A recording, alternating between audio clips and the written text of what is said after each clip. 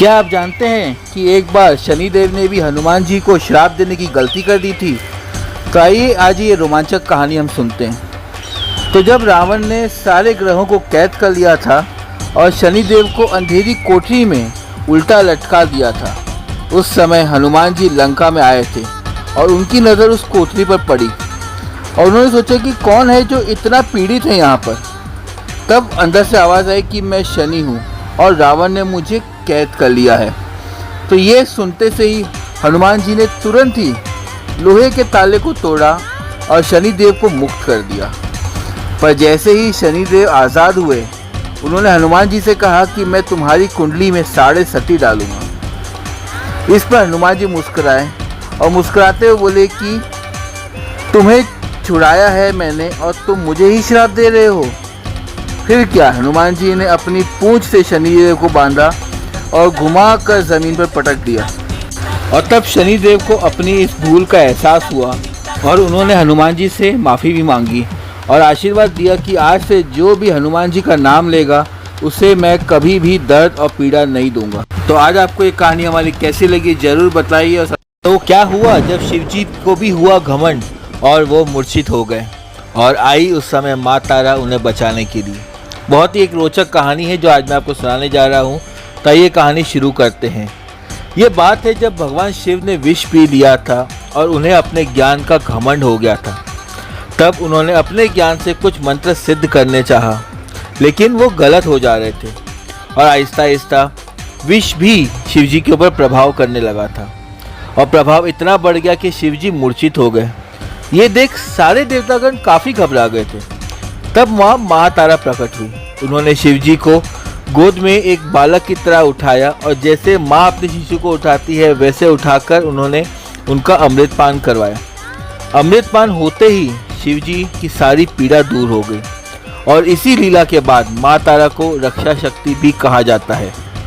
माँ तारा ये सिखाती है कि जब अहंकार ज्ञान से भी बड़ा हो जाता है तो विनाश निश्चित है और सिर्फ माँ ही है जो बचा सकती है। ऐसी और वीडियो के लिए हमारे इस चैनल को जरूर लाइक और सब्सक्राइब करें। क्या आपने सुना है कि भगवान विष्णु ने भी कभी किसी ऋषि को श्राप दिया था? बहुत रोचक कहानी है, आइए स्टार्ट करते हैं। तो एक बार ऋषि भृगु भगवान विष्णु के पास गए, पर उस समय भगवान विष्णु ध्यान में लीन थे। काफ़ी देर तक जब इंतज़ार करने के बाद भी भगवान विष्णु ने ऋषि की तरफ नहीं देखा तो उन्हें बहुत गुस्सा आया और इस गुस्से में आकर भृगु ने उन्हें उनके सीने पर लात मार दी। पर भगवान विष्णु उस समय कुछ नहीं बोले, उन्होंने मुस्कुरा दिया और बोले कि ऋषिवर, कहीं आपके पैर में चोट तो नहीं आई? पर यह सब लक्ष्मी जी देख रही थी और उन्हें बहुत अपमानित महसूस हुआ। उन्होंने सोचा कि आखिरकार विष्णु जी ने इस तरह से क्यों जवाब दिया और वो वैकुंठ छोड़कर चली गई। और जब लक्ष्मी जी वैकुंठ छोड़कर गई तो विष्णु जी को बहुत दुख हुआ और उन्होंने ऋषि से कहा कि आपने मेरा धैर्य परीक्षा ली है, मैं आपको श्राप देता हूँ, आपके वंश में लोग धर्म से भटक जाएंगे। तो आपको हमारी कहानी कैसी लगी जरूर बताइएगा और हमारे चैनल को सब्सक्राइब जरूर करिएगा। एक समय था जब राक्षसों के राजा महिषासुर देवताओं और पृथ्वी पर आतंक मचा रहे थे। उनका अत्याचार इतना बढ़ चुका था कि देवता भी उनकी शक्ति के सामने असहाय हो गए थे। देवताओं ने मिलकर देवी दुर्गा का सृजन किया। सभी देवता अपनी शक्तियाँ और दिव्य अस्त्रों को लेकर उनके रूप में समाहित हो गए। देवी दुर्गा का जन्म महिषासुर के विनाश के लिए ही हुआ था। देवी दुर्गा के 10 हाथ थे और हर हाथ में एक दिव्य अस्त्र था। उसका रूप और शक्तियाँ इतनी महान थी कि कभी कोई भी उन्हें चुनौती नहीं दे सकता था। देवी दुर्गा ने महिषासुर के युद्ध की शुरुआत की।